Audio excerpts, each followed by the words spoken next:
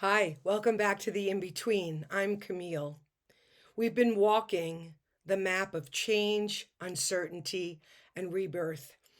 It's been quite the journey. We started with the change cycle, learning about the structure of change itself. We moved on to the inner landscape to bring respect and reverence and understanding to the feelings we have when we're going through that change cycle.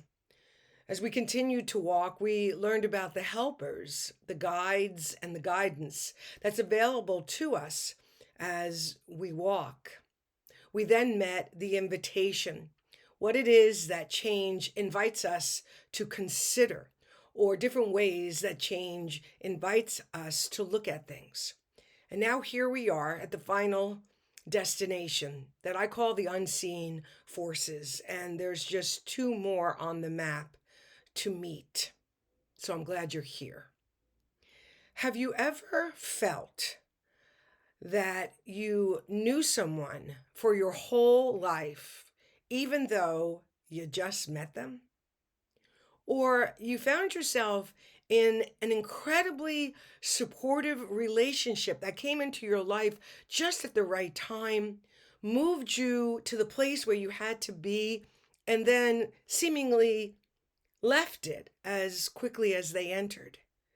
Or perhaps a difficult boss or a difficult relationship where you've tried and tried and tried to make it work. And at some point, you find yourself asking, why did I attract this person into my life? What are they here to teach me? Clearly, there's got to be some reason why I'm going through this. This is soul contract. For the purpose of our time together, because there's a lot of information online about soul contract, and the very phrase could make your mind want to shut down. I want to encourage you to breathe, stay open, and just hear me out, because at this point in the journey, when your awareness has expanded, your maturity has deepened, you're ready to perhaps understand what a soul contract is so that you can better discern, interpret and understand the relationships that you're in. And like I say, it can be a loving relationship, it can be a challenging relationship, it can be a supportive relationship, it could be a difficult relationship. But if any one of these relationships is coming up now in your mind and you're thinking, oh my gosh, yeah, I have a person like that in my life, then this is the perfect video for you. Last year, we did a tremendous amount of shedding. It's not exclusive to last year, but I do really feel as a collective, we did deep work to prepare ourselves for the new design for living. And I don't know an area that got more attention than our relationships, our primary relationships, our primary friendships. And a lot of friendships and a lot of relationships ended last year. And not only did they end, perhaps because one person grew beyond the other, and the other person wasn't willing, wasn't able, wasn't interested in growing alongside you, and you waited as long as you could for them to change their mind, and you realized eventually that you have to honor yourself and the relationship you're developing to yourself. And so you might have ended that friendship, ended that partnership, or perhaps you even left that job. Some of that, I believe, and I will admit, it's perhaps informed by my own personal experience and that of my clients and my closest friends. Some of that, I believe, is because we completed our soul contracts. What is so important to understand about a soul contract is this willingness to embrace what the premise is, which is that before we were born, our soul, who knew the rose that we would become, agreed to certain relationships along the way as a means by which we would grow, we would be challenged, we would learn about our self worth, we would learn about boundaries, we would, as we began to emerge and unfold into a greater expression of ourselves, be able to see that the old version of ourselves stayed in relationships for perhaps what we would say now all the wrong reasons, but for that version of ourself that was in that relationship, they were there because that's what they were told to do. That's what the program encouraged us to do. Stick it out. Give it another chance, right? It's family. You got to go back in. It's your job. It doesn't matter. You got to go to work. Programming that dismissed these types of relationships that many times were and are agitators and a catalyst for our becoming.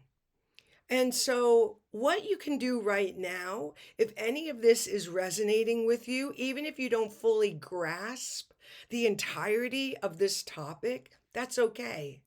You are already hearing and feeling enough to use curiosity as a means by which you do a deep dive into these relationships and ask the question, why might I have attracted this person into my life?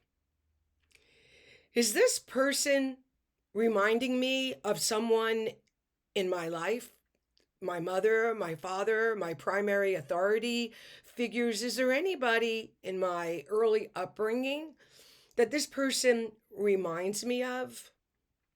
What is it that gets triggered with this person? And am I willing to look at that trigger, that area that has stuck pain with compassion and self respect and self love so that I can peel back the layers and see what might be underneath that this person is triggering? Because one of the great things, one of my most favorite people, Reverend Rainbow Johnson, once said is this: I might have pressed your button, but I didn't install it. The installation happened a long time ago. And so we all use the word trigger right now. I got triggered, that triggered me, they triggered me, and that's fine. But let's not stop there. Let's use that moment as an opportunity to be curious, to ask questions. And the invitation within soul contract is to see how this person might ultimately be a gift. Because when I think of soul contracts, I don't just think of my own soul.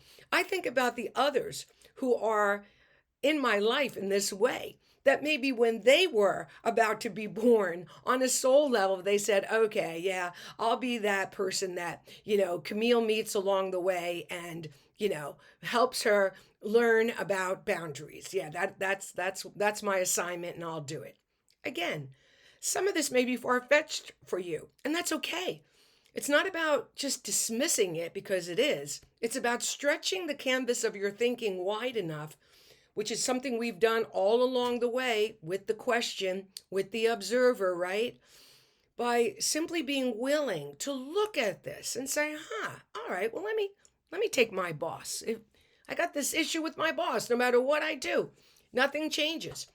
What would it be like if you then took that relationship into the laboratory and started peeling back the layers, looking at it from a place of curiosity, from a place of detachment? Why might I have drawn this boss into my life? What could be the gift that they're giving me? Is it to speak up for myself? Is it to draw a boundary? Is it learning how to say no? There is always something that these challenging relationships offer us. Some are more difficult and emotional than others. Some have less investment. And lots of times we all have a little bit of both. The purpose of soul contract, as the second to last point on the journey, is to give you the opportunity, just like you've had every step of the way, to look at what's happening and to look at the relationships that we're talking about. Not from the victim, why is this happening to me? Why are they doing this to me?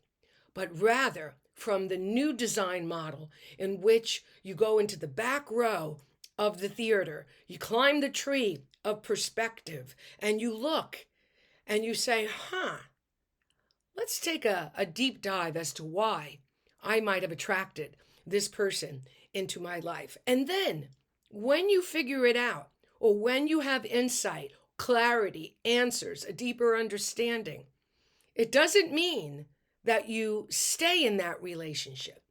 Maybe you will, but this is not about going back into abusive relationships. This is not about going back into relationships or staying in relationships where your feelings are dismissed, your reality is disqualified, where it's very one sided, where you're carrying the weight, perhaps, of the whole relationship. And you're at a point right now where you're simply saying, I don't want to do it anymore. I see that I used to be that way.